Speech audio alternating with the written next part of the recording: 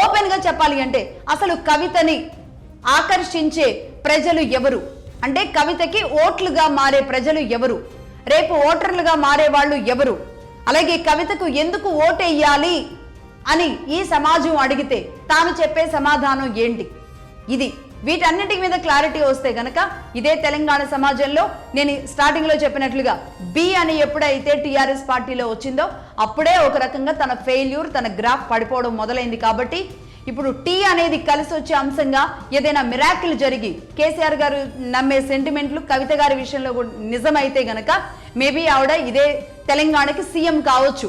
ప్రజలు తనను నమ్మితే సెంటిమెంట్ టీ అనేది వర్కౌట్ అయితే, అలా కాకపోతే గనక టీఆర్ఎస్ బీఆర్ఎస్ కన్ఫ్యూజన్స్ తో ప్రజలు మరి ఎలా టర్న్ అవుతారో, ఏం జరుగుతుందో తెలంగాణలో ఎవరు ఊహించని ఇలాంటి ఒక విషయం, ఇలాంటి ఒక ఘటన జరుగుద్దని ఎవరు అనుకోని ఘటన అయితే మొత్తానికి జరిగింది.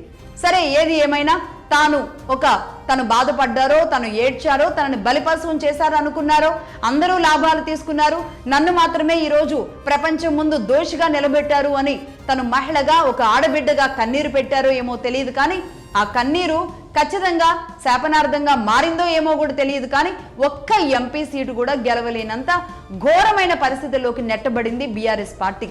కాబట్టి మరి ఈ ఆడబిడ్డని బుజ్జగించుకునో నచ్చ చెప్పో తీసుకురాకుండా పార్టీ పెట్టేదాకా, ముందుకు వెళ్లేదాకా, ఒక రకంగా తెగేదాకా లాగారు అని చెప్పాలి. మరి ఇది ఎలా వెళుతుంది? గాలిపటంలాగా ఈరోజు ఉవ్వెత్తున తారా జువ్వలాగా వెళతారా కవిత గారు? లేదు అంటే మళ్ళీ ఎక్కడో అక్కడ తెగిన గాలిపటం లాగా మారేలాంటి పరిస్థితికి కారణం అవుతారా? తనని ఆకర్షించే ఓటర్లు ఎవరు, తనకెందుకు ఓటేయాలి అనే దాని మీద తను ప్రజల్ని కన్విన్స్ చేయగలుగుతారా లేదా? భవిష్యత్తే సమాధానం చెప్పాలి. That's all for now. చూస్తూనే ఉండండి మగధ న్యూస్. నేను లక్ష్మి.